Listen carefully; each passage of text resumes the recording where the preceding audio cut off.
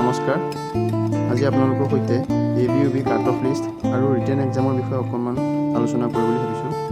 যিহেতু সকলোৱে গম পাইছে ABUBৰ ৰিটেন এক্সাম মাৰ্চ মাহৰ প্ৰথম সপ্তাহত অনুষ্ঠিত কৰাৰ কথা উল্লেখ কৰিছে। এই মাহতে অৰ্থাৎ ফেব্ৰুৱাৰী মাহৰ লাষ্টত অৰ্থাৎ শেষ সপ্তাহত কাট অফ লিষ্ট ঘোষণা কৰাৰ সম্পূৰ্ণ সম্ভাৱনা আছে। গতিকে সকলোৱে প্ৰস্তুতি চলাই থাকক পৰীক্ষাৰ বাবে। যিহেতু কাট অফ লিষ্ট উলিওৱাৰ পাছতে ৰিটেনৰ বাবে পঢ়িবৰ কাৰণে বৰ বিশেষ সময় নাপাব। গতিকে সকলোৱে ৰিটেনৰ বাবে প্ৰিপেৰেশ্যন কৰি থাকক। আৰু ৰিটেন এক্সাম হয়তো কাট অফ লিষ্ট মৰাৰ খুব বেছি এসপ্তাহ সময় পাব আশা কৰোঁ। আগতেও ঠিক তেনেদৰে এক্সামকেইটা হৈছিলে। কাট অফ লিষ্ট মৰাৰ এসপ্তাহ 10 দিনৰ ভিতৰতে ৰিটেন এক্সাম অনুষ্ঠিত কৰিছে।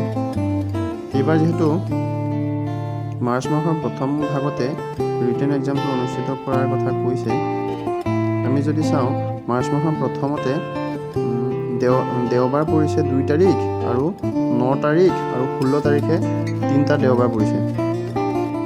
আমি যদি চাওঁ ফেব্ৰুৱাৰী মাহৰ শেষত যদি কাট অফ লিষ্টখন দিয়ে তেনেহ'লে মাৰ্চ মাহৰ 2 তাৰিখ দেওবাৰ যিহেতু, গতিকে 2 তাৰিখে ৰিটেন হোৱাটো সম্পূৰ্ণ সম্ভাৱনা আছে।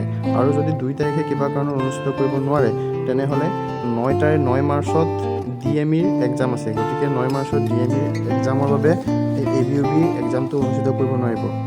যদি 2 তাৰিখে অনুষ্ঠিত কৰিব নোৱাৰে তেনেহ'লে 16 মাৰ্চলৈ পিছুৱাব লাগিব।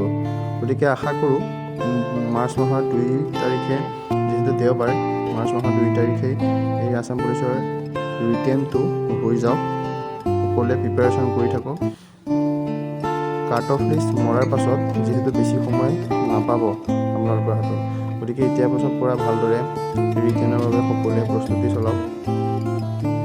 সকলোৱে যাতে ৰিটেন ভাল হয় তাৰে আশা কৰোঁ।